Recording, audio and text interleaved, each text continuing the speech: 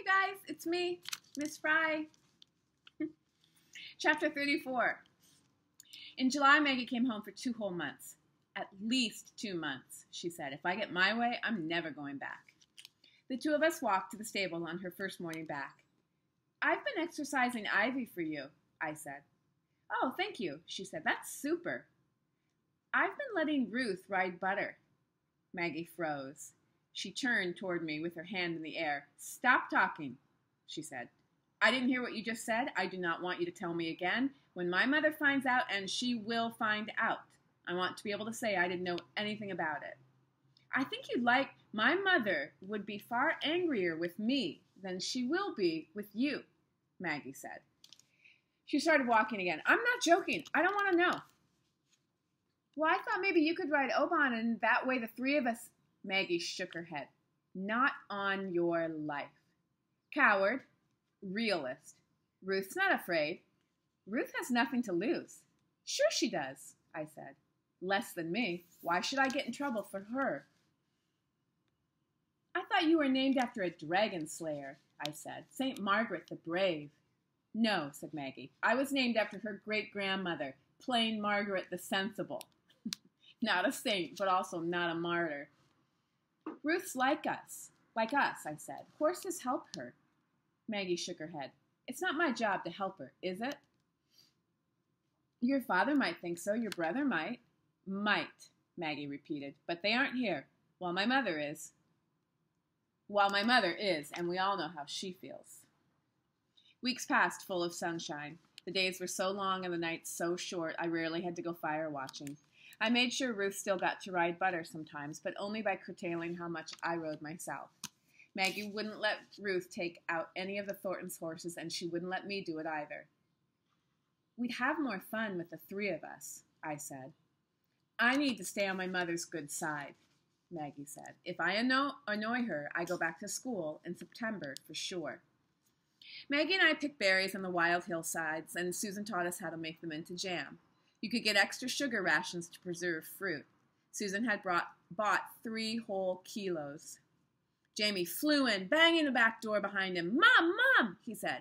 Mrs. Rochester had her babies. Mom, come see. I flinched. All these months of Jamie calling Susan Mom, and I still couldn't get used to it. Mom, Jamie said, pulling on Susan's hand. Come see, come see. He dragged Susan outside. Why do you mind what he calls her? Maggie asked, watching me. I shrugged. Some things were too complicated to explain. Mrs. Rochester gave birth to 8 piglets. She lay on her side, grunting, suckling them all in a long row, and looked pleased. What should we name them? Jamie asked. We are not naming them, Susan said. They're Pig Club pigs. We don't name animals we plan to eat. I don't mind, Jamie said. Susan said, I do. Mom loves us, said Jamie. He sat curled on the sofa at night, reading Swiss Family Robinson again. Maggie was upstairs in the bath. Ruth had said she was going for a walk, but was actually riding Butter, and Susan and Lady Thornton had taken chairs outside to sit on the lawn. It was a beautiful evening. And Becky, Jamie said. Becky loves us too. Oh, Jamie, I sighed. That's a stupid thing to say. Becky never met us. She died before she could. Well, she loves us from heaven, Jamie said. What about Ma'am? I said bitterly. Does Ma'am love us from heaven too? Probably, Jamie said. I think she's capacitated now.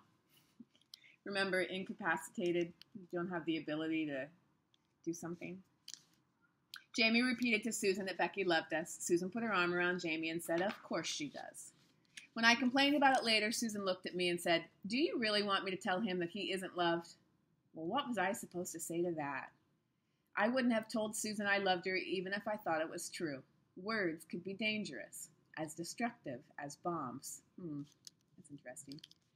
Do you think Ma'am's capacitated now that she's dead? I asked instead. Susan tilted her head. Well, that's a nice thought, she said. Maybe we all become better versions of ourselves after we die. Maybe we all reach heaven eventually. Chapter 35. In mid-August, Lady Thornton and I were supposed to fire watch, but I convinced Maggie to go up with me instead. The moon was half full and the air clear and warm. The wind blew in from the sea. The sky was still so light The sky was still so light that even the brightest stars were faint. I held on to the parapet and steadied myself. Have you ever had a bomb or an actual fire? Maggie asked. She walked around the steeple, completely at ease. No. Since the end of the Battle of Britain, most of the fighting had moved to other parts of England. The Germans had only dropped 3 bombs anywhere near our village in the past year. None had hit buildings, and the only thing that died was the sheep. Maggie looked at me. Then why are you afraid? I'm not. Be honest. I see you're afraid. I'm not afraid of the bombs, I said. I'm afraid of being trapped.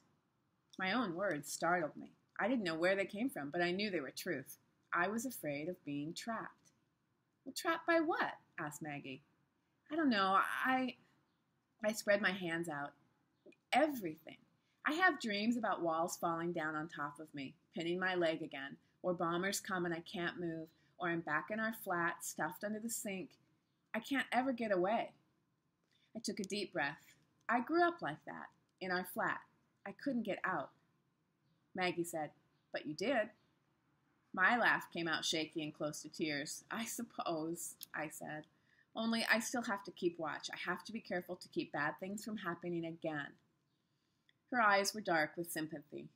You couldn't keep bad things from happening before, she said. You still can't. It isn't really up to you. I walked to the corner of the parapet. I looked out at the coal-black sea. I'm fire watching to keep Jamie safe, I said. Jamie and me and everyone. You aren't, Maggie said. You're taking a turn watching for fires. That's all. If you weren't doing it, someone else would. You could be home sleeping and you'd be just as safe. Please stop talking, I said. Maggie didn't. It isn't only up to you. I looked at her. It feels that way. So? She handed me the binoculars. We kept watch. No bombers came. Chapter 36. Very early one morning near the end of August, a rattling against the bedroom window startled me awake. I jumped out of bed. Maggie did too. I thought the noise sounded like gunfire, but Maggie was grinning. Pebbles, she whispered as she took the blackout down. Who is it? Who do you think it is? It was almost dawn. Indigo shadows stretched across the back garden. A quarter moon still hung low in the sky. Jonathan Thornton stood beneath our window, looking up. Shh, Maggie hissed before I could shout. She opened the window and put her head out. Get your jods on, Jonathan said, low. It's a secret, not a word. Jods meant jodhpurs. We slipped into them. What are we doing? I whispered to Maggie. She whispered back. No idea. At the top of the stairs, I heard a door creak behind us. I turned to see Ruth standing in her nightgown, wide awake. She looked us up and down. Maggie and I froze. Then I grinned. Get your jods on, I whispered. Ruth looked from me to Maggie. Maggie shook her head. I said, You expect her to keep quiet if we leave her behind? Maggie sighed. She nodded at Ruth. Jods, she whispered. Ruth slid back into her bedroom. Maggie said, low, You'll be the death of me. Ruth reappeared, grinning, dressed to ride. We crept down the stairs and out the back door. If Jonathan minded that Ruth was with us, he didn't say. He lifted his fingers to his lips, then led us down the path toward the stables. A little ways from the cottage, we met a second pilot standing beside 2 parked motorcycles. Hop on, Jonathan said to Maggie. He straddled one of the motorcycles. You get behind me. Ada, you sit in front. Ruth, you get on behind Stan. What are we? Just do. I balanced myself on the front edge of the seat of Jonathan's motorcycle. Jonathan gripped the handlebars. I held on to his arms. We roared down the road until we were almost to the stables. Jonathan lifted a hand, and he and the other pilot coasted to a stop. Wait just here, Jonathan said to him. Back in a bit. To Maggie and Ruth and me, he said, Quiet now. What are we doing? Maggie asked him, but he didn't answer. He almost had to run to keep up. We almost had to run to keep up with his long stride. He looked, I thought, terrible. Run to earth, even thinner than before, and every muscle of his face clenched tight. The sparkle in his eyes held an edge that was almost frightening, but when he saw me staring at him, he smiled, and his eyes smiled too.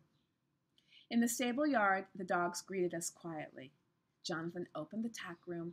He directed Maggie to tack up Ivy, me to tack up Butter, and Ruth to tack up one of Lady Thornton's horses. Ruth should take Butter, I said. She's used to him. Sure, Jonathan said. Whatever suits. Jonathan tacked up his own horse, Oban. Next, we walked the horses very slowly over the cobblestones. If we were trying to be secret, which it seemed we were, this was the trickiest part, since the clank of shod hooves against stone might wake Fred. In a moment, though, we were on dirt again. Jonathan shortened the stirrup leathers on his saddle. Here you go, he said, handing me Oban's reins. I'll give you a leg up. I froze. Me? He chuckled. What do you think I've cycled through the night for? I promised you we'd go riding. I didn't think you'd let me take Oban, I said. Scared? He asked. I laughed. I loved Oban. No, well, maybe. Some. Not so scared that I don't want to. Jonathan laughed too. He legged me up, then quickly mounted the horse I'd saddled. Away quiet like then we'll have a run. How long are you here? Maggie asked. Mum'll... No, Jonathan said. I have to be back at the airfield by 10. It's going to be tight enough as it is. This will be our secret. You're not to tell her. Promise me, all right? All right, Maggie said, flicking a glance at me. She added, Ada's been letting Ruth ride all summer. Good, said Jonathan. Why shouldn't she? Mum said no, said Maggie. Well, that's silly, Jonathan said. When our horses are just standing around, they could use the exercise. I'll write Mum about it. Mist rose with the sun over the green gold fields. The broad leaves of potato plants stretched far and wide, and in the hedgerows birds sang loudly. Oban walked beneath me with a marvelous, loose, swinging stride.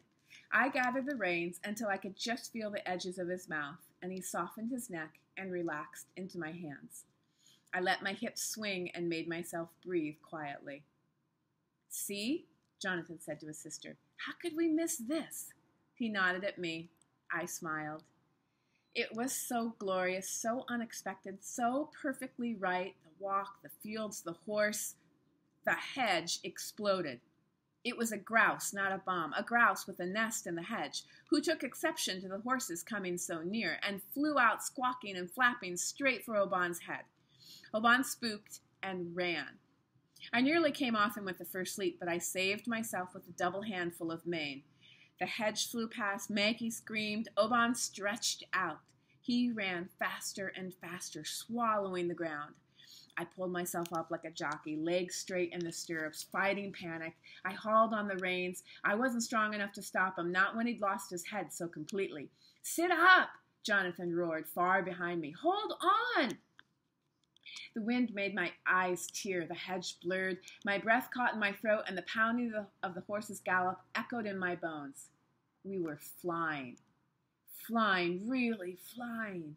Butter never in his life could have gone so fast. Oban was a thoroughbred, bred to run. He stretched his neck out farther, lengthened his stride even more. Suddenly, my fear fell away. Oban was flying, and I was flying with him. Flying. I was flying. It was the best, most joyful feeling in the world. I dropped my hands to Oban's mane. I let the reins run out, let my hands surge with the movement of his mouth. Instead of pulling him in, I kicked him forward. He bunched his hindquarters and ran harder. Oban loved to run. I loved Oban running. I kicked again. I whooped. His speed increased until his stride began to feel as smooth as rushing wind, as effortless as flowing water. I moved with him effortlessly. On the day I was evacuated, I'd looked out the window of our train and seen a girl galloping a pony, racing the train. Now I was that girl, galloping, laughing, my head thrown back, the wind tugging my hair. I'd become the person I'd longed to be. At the far, far end of the field, Oban's breath started to come in gasps like mine. I sat up. He dropped to a trot and then a walk, his sides steaming, dripping with sweat. I turned him toward Maggie and Ruth and Jonathan, who were cantering toward us half a mile away. You all right? Jonathan called. I waved to him, then ran my hand down Oban's sweating neck. Good boy, I whispered, patting him. Good girl, good boy. Oh, good girl. Oh, like her. Maybe like her. It's in italics. We'll talk about that. Sorry, Jonathan said, coming closer. Are you really all right? The grouse spooked him, but I don't know what made him keep running like that. Well, I did, I said. I told him to go faster. You did? I nodded. It was wonderful. Ruth laughed, and so did Maggie. Told you, Maggie said to Jonathan. He grinned at her. Yeah, but I didn't believe you. We turned and walked back toward the stables through clouds of the horse's own steam. Are you always so brave? Jonathan asked.